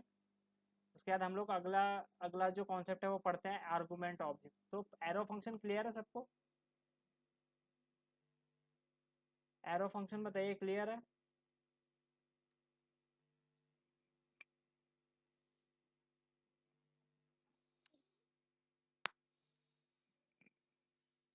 तो हम लोग आगे बढ़ते हैं, और हम लोग अब पढ़ते हैं आर्गूमेंट्स के बारे में। आर्गूमेंट ऑब्जेक्ट होता क्या है? तो the argument object contains N array of the arguments, मतलब कि आर्गूमेंट ऑब्जेक्ट क्या कंटेन करता है? एक एरे ऑफ आर्गूमेंट्स कंटेन करता है, used when the function was called. तो ये फंक्शन की बात कर रहा है, मतलब कि आर्गूमेंट ऑब्जेक्ट, आप देखिए नाम से ही पता लग रहा है आर्गूमेंट्स ऑब्जेक्ट। आर्गूमेंट हम लोग कहाँ पास करते हैं? आर्गूमेंट हम लोग पास करते हैं जब हम लोग फंक्शन बनाते हैं। तो ये आर्गूमेंट ऑब्जेक्ट क्या होल्ड करता है? The argument object contains N array of arguments used when the function was called. तो हम लोग यहाँ पर लिख लेते हैं, अभी हम लोग इसको हटा देते हैं, और हम लोग अभी क्या पढ़ते हैं? Arguments object. ऑब्जेक्ट, तो आर्गूमेंट्स ऑब्जेक्ट होता क्या है? तो यहाँ पर बोल रहा है कि आर्गूमेंट ऑब्जेक्ट कंटेन करता है एरे ऑफ आर्गूमेंट। तो एक एरे कंटेन करता है जिसमें कि आर्गूमेंट्स होते हैं जो फंक्शन के अंदर पास होते हैं। This object contains an entry for each argument pass to the function, मतलब जो भी हम फंक्शन के अंदर आर्गूमेंट्स पास करते हैं, हर एक आर्गूमेंट को ये एक एरे में स्टोर करता है। और वो जो एरे स्टार्ट होता है वो आपका जीरो से होता है, तो एरे हर समय जीरो से स्टार्ट होता है, ये तो हम लोग को पता ही है। तो इसमें नीचे लिखा हुआ है the argument object is not an array, मतलब जो ऑब्जेक्ट है आर्गूमेंट उसको हम लोग एरे नहीं बोल सकते, लेकिन वो एरे की तरह दिखने वाला एक ऑब्जेक्ट है जिसमें खाली, क्योंकि यहाँ पे एरे की जो फंक्शन हम लोग पढ़ चुके हैं पहले वो नहीं चलते, बस एक ही फंक्शन चलता है, वो है लेंथ। इसको हम लोग करके देखेंगे तो ज़्यादा समझ आएगा। तो चलिए करके देखते हैं। एक मैंने फंक्शन यहाँ से कॉपी कर लिया, कंट्रोल सी, यहाँ पर इसको पेस्ट कर देते हैं, कंट्रोल वी। अब यहाँ पर क्या है, तो मैं एक बार करके दिखा देता हूँ आपको। चलिए, तो सिंपल पहले फंक्शन बनाना आपको पता होना चाहिए। तो फंक्शन हम लोग को पता ही है कैसे बनाते हैं, फंक्शन, और फंक्शन के अंदर हमने मान लीजिए यहाँ पे प्रिंट के अंदर दो आर्गुमेंट पास कर दिए मैंने, फर्स्ट कॉमा सेकेंड, ये दो आर्गुमेंट पास हुए। अब मुझे क्या चाहिए, कंसोल डॉट लॉग। अब यहाँ पे ये बोल रहा है, यहाँ पर आप देखिए, यहाँ पर बोल रहा है लेंथ प्रॉपर्टी जो एरे की होती है वो ये इस पर वर्क करता है। तो हम लोग करके देखते हैं एक बार। यहाँ पे लिखते हैं अंदर इसके आर्ग्यूमेंट्स, आर्ग्यूमेंट्स डॉट लेंथ। अब ये क्या करेगा, इसको मैं कॉल कर देता हूँ प्रिंट को बाद में। सेव करते हैं। अब देखिए यहाँ पे CLS कर देते हैं और एक बार इसको रन करते हैं। तो इसने 0 प्रिंट किया अभी, आर्गूमेंट्स डॉट लेंथ 0 प्रिंट किया।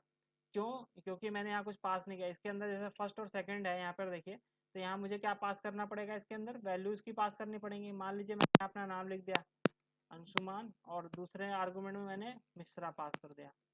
तो 2 आर्गूमेंट यहाँ मांग रहा था ये, और 2 मैंने पास कर दिया। अब मैं सेव करता हूँ और मैं यहाँ पे इसको क्लियर करके फिर रन करता हूँ। तो देखिए यहाँ पे इसने 2 प्रिंट किया।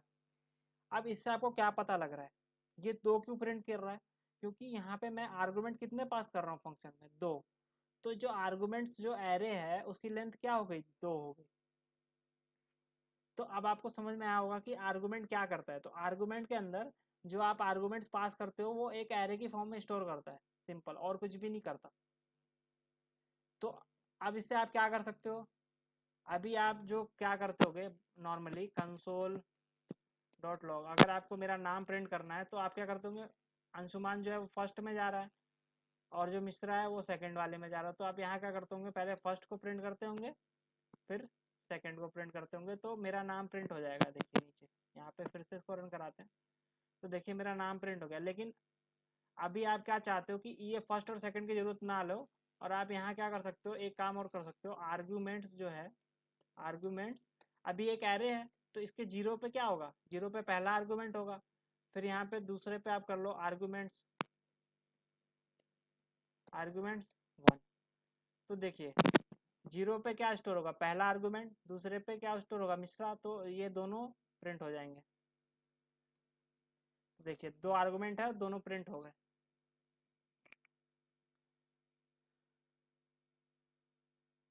वही यहाँ पे बता रहा है। और आप देख भी सकते हो, आर्गूमेंट को ही प्रिंट करा के देख सकते हो, डायरेक्ट यहाँ पे प्रिंट करा लो नीचे, कंसोल डॉट लॉग, पूरा आर्गूमेंट ही प्रिंट करा लो तो पता चल जाएगा क्या है ये, एक एरे की तरह ही होता है। यहाँ कुछ भी मत पास करो। सेव करते हैं, तो क्लियर कर लेते हैं। तो देखिए यहाँ पे आर्गूमेंट डॉट लेंथ में इसने क्या रिटर्न किया, ट्रू, 2। तो इसका मतलब 2 आर्गूमेंट है, और आर्गूमेंट 0 को मैंने प्रिंट कराया तो इसने मेरा नाम पहला वाला प्रिंट किया, जो पहला आर्गूमेंट पास किया मैंने। फिर आर्गूमेंट 1 किया तो दूसरा वाला इसने पास किया। और आर्गूमेंट्स को जब मैंने पूरा प्रिंट कराया तो इसमें देखिए एक ये एरे है, और उसमें 0 पे मेरा पहला आर्गूमेंट है और 1 पे मेरा दूसरा आर्गूमेंट है।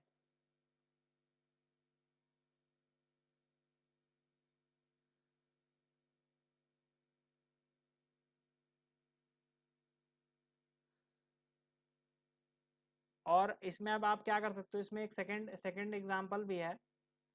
ये एग्जांपल देखिए, आर्गुमेंट में आप असाइन भी कर सकते हो। अब जो फर्स्ट और सेकंड आर्गुमेंट है उसकी वैल्यू आप चेंज भी कर सकते हो। कैसे, यहाँ पर मान लीजिए मैं यहाँ से पास कर रहा हूँ फर्स्ट में अपना नाम, दूसरे में ये। अब मैं चाहता हूँ कि ये दोनों वैल्यू यहाँ पे और यहाँ पे हैं, लेकिन अब मैं चाहता हूँ कि इसकी वैल्यू चेंज हो जाए। तो आप लोग या तो एक काम कर सकते हो, फर्स्ट इक्वल टू यहाँ पे रमन करो पुराने की तरह, और फिर दूसरे में करो सेकंड में, सेकंड वेरिएबल में इक्वल टू सिंग कर दो। अब फिर यहाँ पे आप प्रिंट करोगे console dot log first comma second, तो अब आपका वैल्यू जो है वो रमन सिंह हो जाएगा, जो कि पहले मेरा नाम था। यहाँ पर देखिए रमन सिंह प्रिंट हो रहा है। लेकिन आप ये काम कैसे कर सकते हो, ये आपको फर्स्ट और सेकंड लगाने की जरूरत नहीं है। इसकी जगह आप आर्गूमेंट 0 और आर्गूमेंट 1 करके भी कर सकते हो। तो आर्गूमेंट 0 में फर्स्ट स्टोर था, तो हम क्या कर सकते हैं यहाँ पे आर्ग्यूमेंट्स यहाँ पे 0 कर दीजिए और उसमें रमन स्टोर कर दिया मैंने अब, और यहाँ पर क्या कर दिया आर्ग्यूमेंट्स 1 और उसमें सिंग। अब मैं यहाँ पे फर्स्ट और सेकंड चाहे प्रिंट कर दूं, ऐसे भी करके देखेंगे तो वही होगा, क्योंकि दोनों एक ही चीज़ को पॉइंट कर रहे हैं। यहाँ पे रमन सिंह आया, लेकिन अगर यहाँ पे आप आर्गूमेंट 1 और 0 भी कर दोगे तो भी ये आउटपुट आएगा, आर्गूमेंट 0 और यहाँ पर कर देते हैं आर्ग्यूमेंट्स 1, इसको भी करिए वही आउटपुट आएगा। तो आर्गूमेंट्स आप लोग को समझ में आया कि नहीं? आर्गूमेंट वाला बताइए, आर्गूमेंट समझ आया? कुछ भी डाउट है पूछ लीजिए, कोई डाउट है पूछ सकते हैं आप लोग, पूछ लीजिए।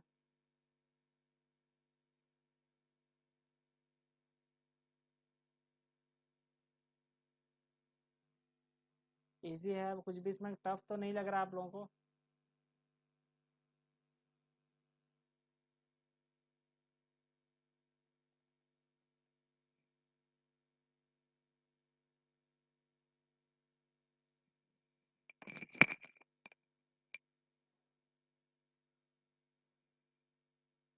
तो ये जो कॉन्सेप्ट था, ये हमारा था कॉन्सेप्ट आर्गुमेंट्स का, आर्गुमेंट ऑब्जेक्ट।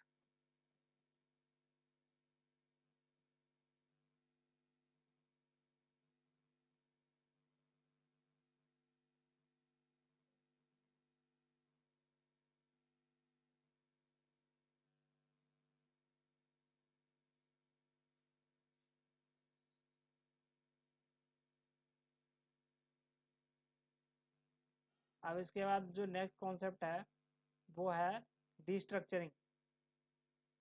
डिस्ट्रक्चरिंग का कॉन्सेप्ट है, डिस्ट्रक्चरिंग क्या होता है? तो there are two types of destructuring generally. तो यहाँ पे डिस्ट्रक्चरिंग दो तरीके से होती है, एक होती है ऑब्जेक्ट डिस्ट्रक्चरिंग और एक होती है एरे डिस्ट्रक्चरिंग। तो डिस्ट्रक्चरिंग कितने तरीके से होती है? दो तरीके से होती है। अभी डिस्ट्रक्चरिंग होती क्या है, पहले हमको ये समझना पड़ेगा कि एरे डिस्ट्रक्चरिंग और ऑब्जेक्ट डिस्ट्रक्चरिंग होती क्या है। डिस्ट्रक्चर करना मतलब क्या होता है, पहले ये हम लोग को समझना पड़ेगा। तो हम लोग एक एग्जांपल लेते हैं, यहाँ पर मैं चेंज कर देता हूँ, यहाँ पर हम लोग कर देते हैं डिस्ट्रक्चरिंग। डिस्ट्रक्चरिंग इन जावास्क्रिप्ट। अब मान लीजिए आप लोग एक वेरिएबल बनाते हो, यहाँ पे लेट ARR इक्वल टू एक एरे बनाया आपने, वहाँ पे आपने रखा ऑरेंज, एप्पल और यहाँ पर आपने रख दिया मैंगो। ये आपने वेरिएबल बना दिया। अब ये एक एरे है, लेकिन आप क्या चाहते हो कि जो ये आपने एरे बनाया हुआ है ये क्या करेगी, इसमें जो ये तीनों वैल्यूज़ हैं, अब आपको अगर इसको एक्सेस करना है तो आप कैसे करोगे? तीनों वैल्यूज़ को आप एक्सेस कर रहे हो तो कैसे करो? कंसोल डॉट लॉग लिखोगे, फिर ARR, फिर यहाँ पे एरे का वो लगाओगे और 0 लगाओगे, फिर यहाँ पे ARR, फिर यहाँ पे 1 लगाओगे, फिर यहाँ पे ARR, फिर यहाँ पे 2 लगाओगे, तो आपको तीनों वैल्यूज़ एक्सेस होंगी। इसको करके देखते हैं रन। तो यहाँ पे ऑरेंज, एप्पल, मैंगो ये प्रिंट हो गया। अब आप क्या चाहते हो कि आप ये चाहते हो कि जो ये एरे के अंदर ये तीनों वैल्यूज़ हैं इनको मैं एक एक वेरिएबल में स्टोर कर दूं। मतलब मुझे इन तीनों पे कुछ ऑपरेशन करना है या तीनों वैल्यूज़ को बदलना है। ये जो ऑरेंज, एप्पल और मैंगो है, तो मैं चाहता हूँ कि ये फर्स्ट नाम के वेरिएबल में आ जाए, ये सेकंड नाम के वेरिएबल में आ जाए और एक थर्ड नाम के वेरिएबल में। तो उसके लिए आपको क्या करना पड़ेगा, आप क्या कर सकते हो सोच के देखिए। आप एक काम कर सकते हो कि आप यहाँ पे एक वेरिएबल बनाओ, let first first equal to, फिर यहाँ पे क्या लिखो ARR, यहाँ पे 0 लिखो, है ना। फिर let second equals to ARR, फिर यहाँ पे 1 लिखो।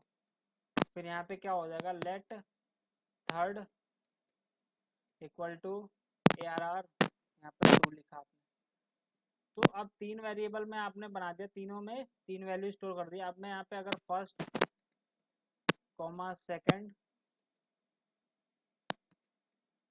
कॉमा थर्ड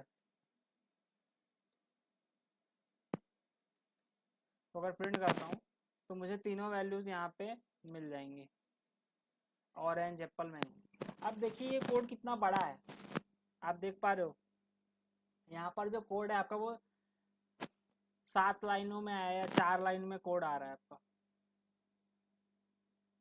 तो आप क्या चाहते हो कि ये जो कोड है ये छोटा हो जाए, तो आप लोग उसके लिए, अब यहाँ पर आपके पास क्या है, एरे है, तो आप लोग यहाँ पे क्या यूज कर सकते हो, एरे डी स्ट्रक्चरिंग। अगर यहाँ ऑब्जेक्ट होता तो आप लोग क्या यूज करते, ऑब्जेक्ट डी स्ट्रक्चरिंग। तो एरे डी स्ट्रक्चरिंग करता क्या है कि आपको अगर एरे में से ये तीनों को एक वेरिएबल में डालना है, मतलब एक एक वेरिएबल में डालना है, तो आप क्या कर सकते हो, इन तीनों की जगह मैं इसको कमेंट कर देता हूँ। अब यहाँ क्या लिखते हैं, लेट नाम का वेरिएबल लेंगे और यहाँ एरे का वो दे देंगे। अब एरे का दे दिया मैंने, अब इसमें मैं लिख देता हूँ first comma second comma third और यहाँ एरे को बंद कर दिया, इक्वल टू बस ARR लिख दो। ARR क्या है, ये ARR आपका एरे है और यहाँ पे मैंने एक लेट करके एक एरे बनाया, उसमें फर्स्ट सेकंड थर्ड जो वेरिएबल मुझे चाहिए था वो लिख दिया और उसके आगे ARR। तो अब ये क्या करेगा, एरे डिस्ट्रक्चरिंग करता क्या है कि ये क्या करता है, सीक्वेंस वाइज जो पहला जो आपका एप्पल 1 इंडेक्स पे था उसको 1 में डाल देगा, जो आपका 2 इंडेक्स पे था वो 2 में डाल देगा। समझ रहे हैं? तो ये क्या करता है कि ये तीनों में डाल देगा। लेकिन अभी इसमें एक एरर है मुझे जहाँ तक दिख रहा है, क्योंकि ये स्ट्रिंग है तो इसको मुझे डबल कोड के अंदर लिखना पड़ेगा। पहले एक बार रन करा के देखते हैं कि रन होता है कि नहीं, या कुछ एरर आता है। तो रन तो हो गया,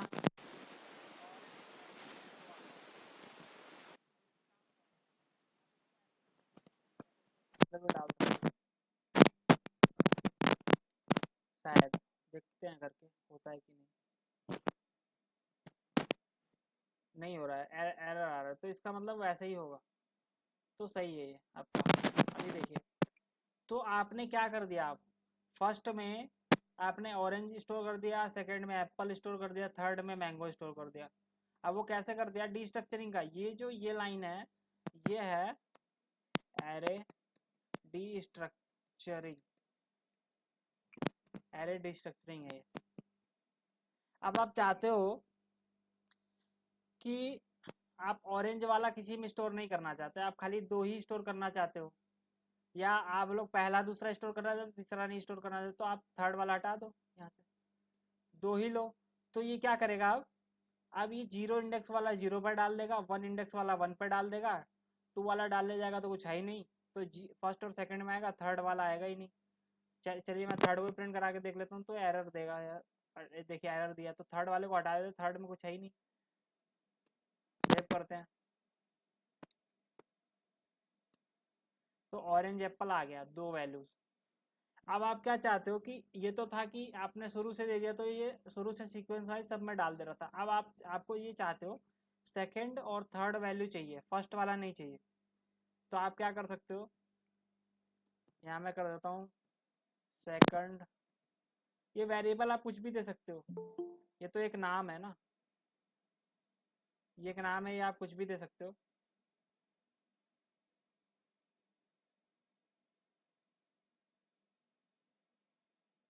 तो ये आपका नाम है, तो ये आप यहाँ सेकंड और थर्ड आपने दे दिया यहाँ पे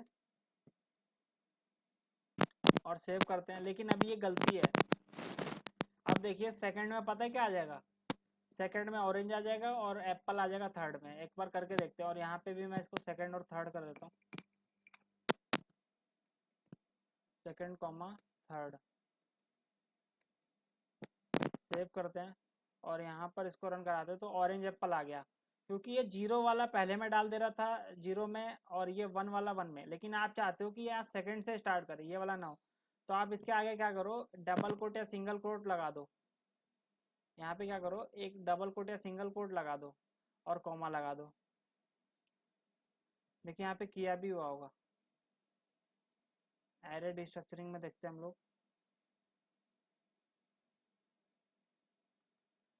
तो आप यहाँ पे क्या कर सकते हो, डबल कोट नहीं लगेगा, आप एक जो है फिल इसके लिए छोड़ दो, पहले वाले के लिए। मतलब इसमें मुझे ये वाला पहले वाला ऑरेंज वाला नहीं चाहिए, तो मैं एक खाली जगह छोड़ दूंगा। तो ये ऑरेंज वाला कहीं स्टोर ही नहीं होगा। फिर आपका एप्पल यहाँ पे स्टोर हो जाएगा, मैंगो यहाँ पे स्टोर हो जाएगा। तो आप इसको रन कराते हैं।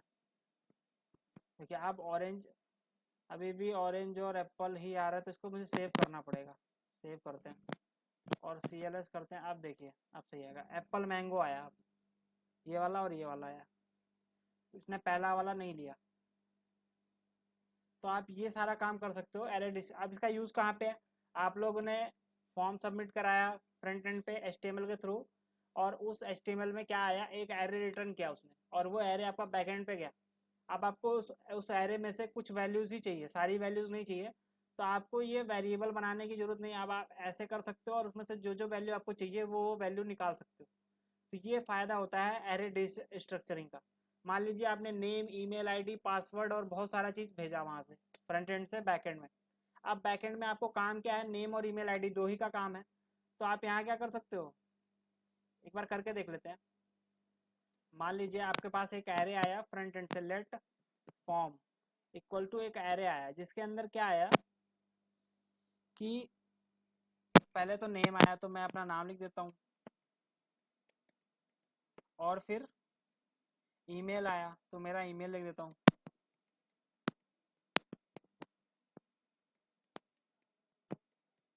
और फिर मोबाइल नंबर आया, तो मैं मोबाइल नंबर लिख देता हूँ।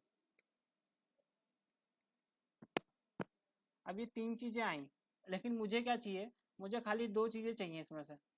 तो मैं क्या कर सकता हूँ, इसको डिस्ट्रक्चर कर सकता हूँ। कैसे, यहाँ पे लिखता हूँ लेट, यहाँ पे एरे बनाऊंगा, इसके अंदर वेरिएबल लिखूंगा जिसमें मुझे पहला वाला स्टोर करना है और दूसरा वाला, क्योंकि दो ही वैल्यू चाहिए। तो नेम मैं कर देता हूँ और कॉमा ईमेल कर देता हूँ, और इक्वल टू मैं क्या कर दूंगा, ये जो फॉर्म वाला एरे है ये लिख दूंगा, सिंपल। अब क्या करेगा, यहाँ जीरो वाला जीरो में डाल देगा, वन वाला वन में डाल देगा। अब मैं प्रिंट करता हूँ console dot log name, name comma email. Save करते हैं। तो यहाँ पर देखिए, पहले मेरा नाम प्रिंट हो गया, उसके बाद मेरा ईमेल प्रिंट हो गया। और आप चाहो तो तीनों ले सकते हो, मोबाइल नंबर भी यहाँ डाल दो, कॉमा करके मोबाइल, यहाँ पर आप मोबाइल भी प्रिंट कर दो।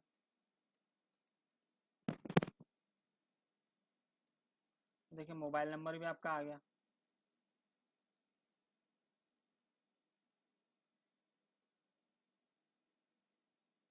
अब ये हो गया, ये इसको बोलते हैं एरे डिस्ट्रक्चरिंग। यहाँ पे क्या करता है, ये जीरो वाला जीरो में डालेगा, वन वाला वन में डालेगा, टू वाला टू में डालेगा। अब मान लीजिए आपको ईमेल नहीं चाहिए, खाली नेम और मोबाइल चाहिए, तो आप बीच वाला खाली छोड़ दीजिए। लेकिन खाली छोड़ना जरूरी है, नहीं तो ये एरर देगा। तो आपको ईमेल की जरूरत नहीं है, आप ईमेल हटा दीजिए यहाँ से, और ये दोनों प्रिंट करा दीजिए, नेम और मोबाइल। तो आपका नेम और मोबाइल प्रिंट हो जाएगा। इसको आप लोग प्रैक्टिस करके देखिए। आप देखिए, अब हम लोग समझते हैं फॉर्म, तो वो ऑब्जेक्ट के बारे में, ऑब्जेक्ट डिस्ट्रक्चरिंग। तो जैसे एरे डिस्ट्रक्चरिंग होता है, इसमें भी ये क्या होता है कि एरे के एलिमेंट्स को हम लोग वेरिएबल में डालते हैं, वैसे ही वहाँ पे ऑब्जेक्ट के एलिमेंट्स को हम लोग डालेंगे। बस डिफरेंस यही होता है। और भी कुछ डिफरेंस होता है, तो वो देख लेते हैं हम लोग। मान लीजिए हमारे पास एक ऑब्जेक्ट है, ये वाला कोड मैं कॉपी कर लेता हूँ। ये सारा कोड आपको मिल जाएगा, और यहाँ चल के पेस्ट कर देते हैं। यहाँ पर देखिए एक ऑब्जेक्ट है कॉन्स्ट यूजर, इसमें एक की है नेम, इसका वैल्यू है जॉन डो, और दूसरे में एज है और इसका वैल्यू है 30। अब मैं, मुझे अगर इसको मान लीजिए प्रिंट करना है, तो मैं कैसे प्रिंट करूंगा। अब मैं इसको एक्सेस करना है तो कैसे करूंगा, मैंने आपको बताया था डॉट ऑपरेटर से होता है कंसोल डॉट लॉग। अगर आप यहाँ करते हो यूजर, जो ऑब्जेक्ट है डॉट एज, उसका उसका जो की है नेम, और फिर आप नीचे आ जाओ कंसोल डॉट लॉग, और यहाँ पर आप क्या कर दो, यूज़र डॉट एज, तो उसकी एज भी प्रिंट हो जाएगी। ये तो सिंपल चीज़ है, ये हम लोग बहुत बार कर चुके हैं। तो पहले में आपका यूज़र डॉट नेम किया तो नेम को प्रिंट कर देगा, दूसरे में यूज़र डॉट एज किया आपने तो एज को प्रिंट कर देगा। लेकिन आप क्या चाहते हो, जैसे एरे में आप क्या चाह रहे थे कि दो वेरिएबल बनाऊं और दोनों में ये दोनों वैल्यू असाइन हो जाए, तो वैसे ही आप यहाँ पे भी चाहते हो कि जो नेम और एज है ये वैल्यू किसी वेरिएबल में स्टोर हो जाए। तो अब यहाँ पे क्या है, वहाँ पे क्या था, वहाँ पे कोई नाम नहीं होता था, तो वहाँ पे आप कुछ भी नाम दे देते थे एरे में और वहाँ पे वो स्टोर हो जाता था क्योंकि वहाँ इंडेक्स नंबर से स्टोर होता था। लेकिन यहाँ पे आपको ये नेम और एज की देना जरूरी है, अगर आप ये नहीं दोगे तो वो एरर दे देगा। मान लीजिए अब मैं इसको हटाता हूँ यहाँ से, अब मैं दो वेरिएबल बनाता हूँ, लेट, और यहाँ पे ऑब्जेक्ट है तो ऑब्जेक्ट वाला साइन लगाएंगे, वहाँ पे एरे लगाते थे। अब यहाँ पे पहला की क्या है, नेम, और दूसरा एज है, तो हमें यहाँ पे ये ध्यान रखिएगा नेम और एज ही लगाना पड़ेगा, नेम कॉमा एज, और इक्वल टू, अब वो ऑब्जेक्ट का नाम दे दीजिए यूज़र, बस। अब ये डिस्ट्रक्चर हो गया, अब ये दो वेरिएबल बन गए नेम और एज। अब आपको डॉट लगा के कॉल करने की जरूरत नहीं, पहले अभी मैं क्या कर रहा था, console dot log user dot name फिर यूज़र डॉट एज। अब आपको यूज़र डॉट नेम और एज नहीं लगाना है, आप डायरेक्ट लिख सकते हो कंसोल डॉट लॉग, यहाँ पे नेम लिख दीजिए कॉमा एज लिख दीजिए, तो आप डायरेक्ट लिख रहे हो, यूज़र डॉट एज वगैरह नहीं लिख रहे हो। तो देखिए जॉन डो आ गया और 30 आ गया। लेकिन अगर मैं यहाँ पे नेम की जगह कुछ और लिख दूँ, जैसे यूजर नेम लिख दूँ, तो अब मैं सेव करता हूँ तो एरर दे देगा, देखिए एरर आ गया, नेम इज़ नॉट डिफाइंड। तो ये नेम है और यहाँ पे यूजर नेम आप नहीं दे सकते। हाँ, आप इसको आलियास कर सकते हो, आलियासिंग कर सकते हो। आलियासिंग क्या होता है, यहाँ पे आप नेम ही दो जो यहाँ पे नेम है, लेकिन आप इसके आगे कोलन लगा के इसका जो कॉल करने का तरीका है उसको यूजर नेम कर सकते हो, ये दूसरा नाम यूजर नेम कर दिया। तो अब आप यहाँ नेम नहीं, अब आप यूजर नेम दे सकते हो यहाँ पे, ताकि ये यूजर नेम से कॉल हो जाए। सेव करते हैं, यहाँ पे CLS करते हैं, प्रिंट करते हैं, जॉन डो 30 आया।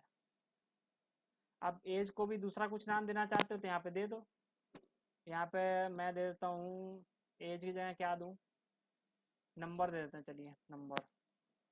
तो अब आप एज को एज से नहीं कॉल करोगे, यहाँ पे नंबर से कॉल हो जाएगा। सेव करते हैं, देखिए 30 जॉन डो आ गया। अब ये बताइए आपको ये क्लियर है कि नहीं।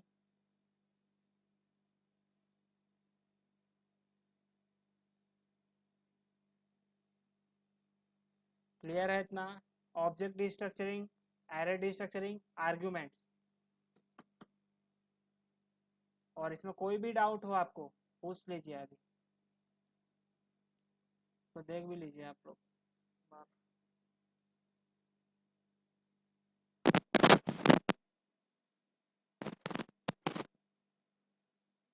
बताइए क्लियर है कि नहीं, कोई चीज़ टफ लग रही हो तो देख लीजिए।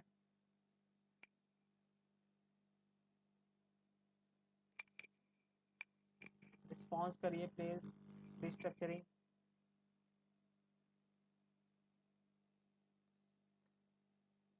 अब अगर आपको रिस्ट्रक्चरिंग समझ में आ जाएगा तो फेच एपीआई अगला कॉन्सेप्ट है, तो उसके लिए आपको डिस्ट्रक्चरिंग आना चाहिए, एरे का भी और ऑब्जेक्ट का भी।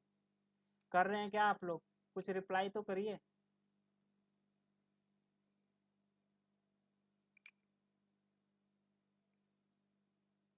समझ आ रहा है कि नहीं बताइए।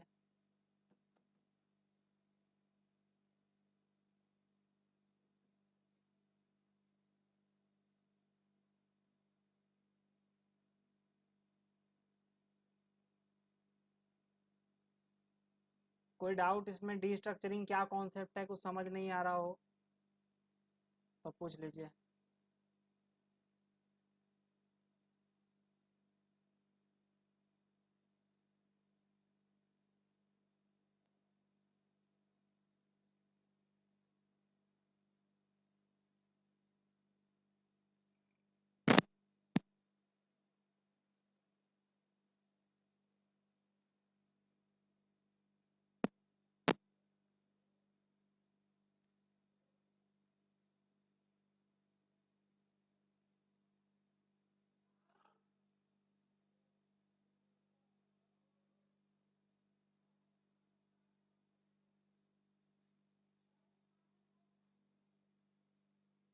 आगे पढ़ाएं कि बस यहीं तक रखना है आज, बताइए। ये सारे कॉन्सेप्ट आप लोग रिवाइज करेंगे या आगे पढ़ा दें, एक बार आप लोग रिवाइज भी कर सकते हो, बताइए। आगे का कॉन्सेप्ट पढ़ाएं या इसको रिवाइज करिएगा, कल हम लोग पढ़ते हैं आगे का नेक्स्ट कॉन्सेप्ट। रिस्पॉन्स करिए, क्योंकि इसके आगे फिर फेच एपीआई यूज होता है और फेच एपीआई कॉन्सेप्ट।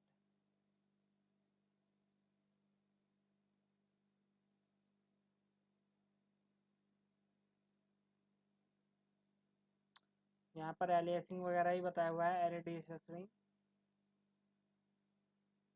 यहाँ पर देखिए लिखा भी हुआ है, in array destructuring it is compulsory to destructure the elements in the same order the array है।